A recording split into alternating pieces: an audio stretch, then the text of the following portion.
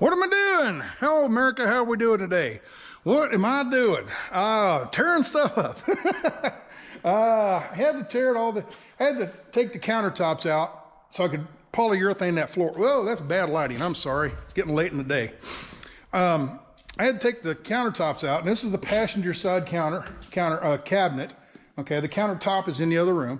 All I had to do is take 4 bolts out of one here, 2, 3, and 4, and that countertop lift right off. Same with the driver's side with the sink. It had 6 bolts in it. So I untook those 6, undid the wire, the water lines, and the drain hose or drain tube. Undid that, and that countertop lifted right off. It's in the other room along with the small one from the passenger side. Lifted that off, got a lot of weight off of there. Then all I had to do is unbolt, let's see, 1, 2, 3, 4, 5. 5 bolts are holding the passenger one in, okay? Untook those bolts. I had to undo some wiring here. This is the switch, that was the wire that went up to the overhead cabinet light, okay? I had to take this apart to undo that because that wire is run inside the framework of the van. I didn't want to undo that. It's hard to fish through there. So anyway, I took those out, and everything came out all in one piece, okay?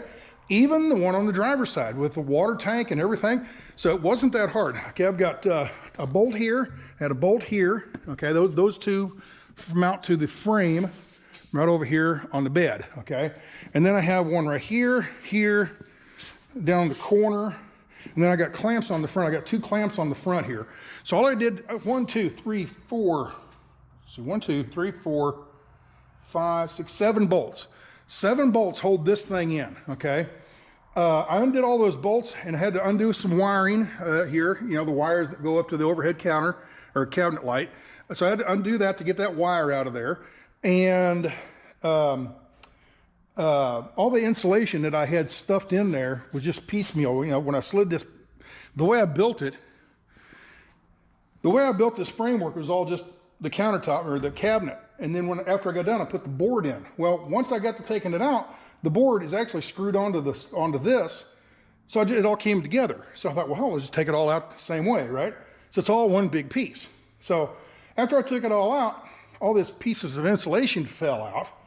And I'm thinking, well, let's set that aside. And I went and got nice, cleaner, full sheets of insulation and just taped them onto the back, okay?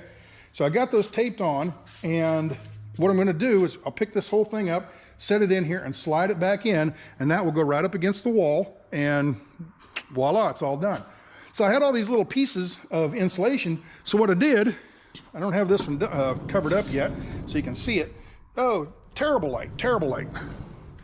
Terrible light. Let me get to it here. Middle light. I had a light over here because I was going to tell you something over here too. But as you can see, there's the, well, here. Let me set you down. Took the door panels off. The door panel is a big old plastic sheet on here. Took that off, and it has this plastic membrane. This is the vapor barrier. Peeled that off, and all those little pieces of insulation I stuck down in all these little holes. So now the bottom half of this door is insulated now, both sides. Okay, that one's done. I got the plastic back on it. This one I haven't put the plastic back on because I was going to show you this morning so you can see that. All right, now I got all the cabinets out. And I had several comments, Stan, just take the doors off the hinge. And I'm like, no, I don't want to do that because they're heavy doors and I'm by myself out here. If I took that off, it'd fall and bend something and twist something and scratch the paint, whatever. And I knew these cabinets would come out fairly easy. So I just took the cabinets out instead. So one of the other things is I wanted to put the flooring underneath the cabinets, okay? So if I'd have just took the doors off, I still would have had to have the problem with taking the cabinets up so I could put the flooring up underneath it. Remember, I just had a subfloor down, that polyurethane subfloor. So with that polyurethane subfloor, I took it up, now that the cabinets are out, and I polyurethane, there's 2 pieces right there that go right here in the center. Okay, I've got another piece that goes right here between the fender wells, and another piece over there that goes right up here in what's, I guess you'd call the living room area, okay? So, I took all those pieces out, and polyurethaned them and put 2 coats on. I put the first coat in, it pretty much soaked in, and it just really absorbed it. So once it took, and it was still slightly tacky. I went and poured a whole bunch more on there and slathered it all around, put a real thick coat on, and it's got a real nice shine to it, or sheen to it. Okay, see here, see how, you know, it darkened it, but it's got like a plastic coat on it now. So now we're good, we're watertight on that. I don't have to worry about that so much. Now, somebody said use different kind of products and whatever. I already had this stuff, and I didn't want to go and do any, just cover that up and that will be work. You know, coat that and it'll be good, I think. So now where are we at? We got the countertops out. I showed you how I got those out. I had the floor out, and it dawned on me. Remember I told you the solar panels were working real good. Up, real dark here. The solar panels were working really good and keeping the batteries well charged. But I got to thinking, you know, let me go around over here. A little bit better light, hopefully. So what I did is I came around, I decided to put in a battery charger, a DC to DC battery charger that runs off the alternator. I looked this one up on the internet, off Amazon. And it's a Removu. It's a Removu brand, 40 amp DC to DC battery charger. All right, so it's in here. This is what it looks like right there. Okay, there it is. So when I was out there in Arizona, I run across Lalo. He's got a Transit just like this, and he was telling me that on the side of the seat here, let's put the light around here, on the side of the driver's seat, there's the pedals, here's the step going in, okay? Right on the side of the seat here is these little terminals. He said those are 60 amp service terminals, run off the alternator. So when you're driving, when the engine's on, there's 60 amps coming to those two lugs. I said, well, what's that for? And he says, well, outfitters, you know, companies like Coachman and Winnebago and companies that build these out, okay? They have a place they can hook the batteries to, or, you know, they can just run right over and plug it in without having to take the seat out, because the battery is underneath the driver's seat on a Transit. So they built that in a way to where you can just connect that and be done. So what I'm going to do is I'm going to go and get, hopefully the light stays on, it's on a timer. I don't have any good lights right now. There's switches right here. Okay, I'm going to get another one of those switches. I'm going to mount it over on the driver's side over here. So cables will come off the lugs over to a switch on, and then down this cable here will run over and down through the center of the floor over to the batteries, and that's where I'll put the charger, is back by the batteries. And so I went down to Home Depot and I was looking around for wire, you know, cables and everything, and the cable that they suggested was a 6 gauge, and anywhere from an 8 gauge on up. So I thought, well, let's get a 6 gauge. And I was looking at them, and they didn't have the kind of cable. A friend of mine, Donnie, was telling me to get cables that were the flexible, you know, the multi-strand kind of flexible cable. I don't know why. I'm not quite sure. I think it has something to do with resistance and ohms and all that, and it doesn't get hot or something. I don't know. Anyway, they can handle heat better or something. I don't know what it is. Anyway, I was down there looking for this cable, and they didn't have it. They had the real stiff cable for like wiring a house or something, big, heavy, real hard to bend stuff.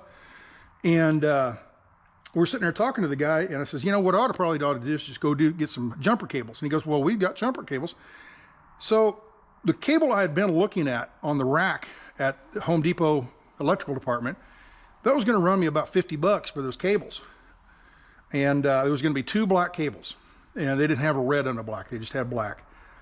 And it was that stiff cable. So we went over and looked, and sure enough, jumper cables, 6 gauge jumper cables for $24. So it's 20 foot long. I run it over, and it's about 2 foot long enough. You know, whoop, here we turn the light back on. It's about 2 foot too long, so I have a little bit left over. Actually, I'm going to cut that off, and that little bit I'll probably use back here running from the charger up to the actual battery lugs. So anyway, that's what all that cable's for. And I just ran a groove right in the insulation here, and just cut a groove in there with a utility knife. and popped it out with a screwdriver and everything, and made a channel, and I run that cable right down through there. Now I'm getting ready to put, and the reason I put it right down the center is because I'm going to put stuff, you know, counters over here and over there, and you just never know. One day I might decide I need to drill and bolt something down, or maybe I need to screw it down tighter or something. And I got to thinking, you know, I'll never put anything right in the dead center, because that's where you walk. I'll never put anything right in the dead center of the trailer or the floor. And if I do, I know where that cable is. I know that cable's right in the dead center. So I just don't drill right there. Just drill offside of it just a little bit. So that's what I did. Run the cable over there, and that's what I've been doing. Now, what I got to do is put all this stuff back in, the flooring, and just lay it back in here.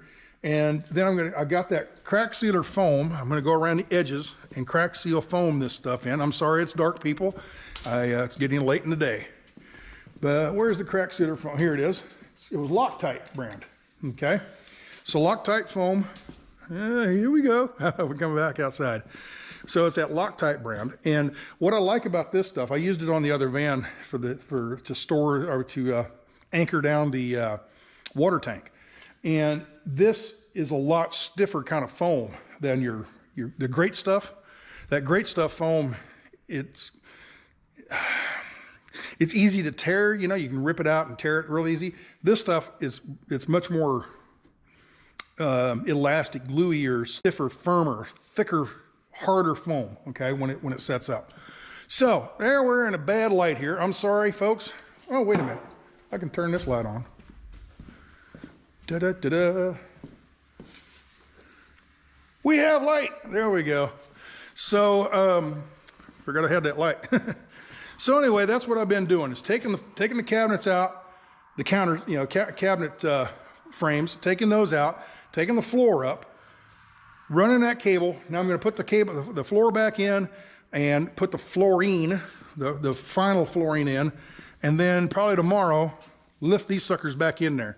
That's going to be the hard part, because this all came out as one unit. Even the water tank was even still there. Of course, it's empty. I drained it all out. But the water heater, the pump, all that stuff, it's all one big unit, you know. So I get it up, I'll slide it in there, set her down, and hopefully I won't scratch the floor. I've got some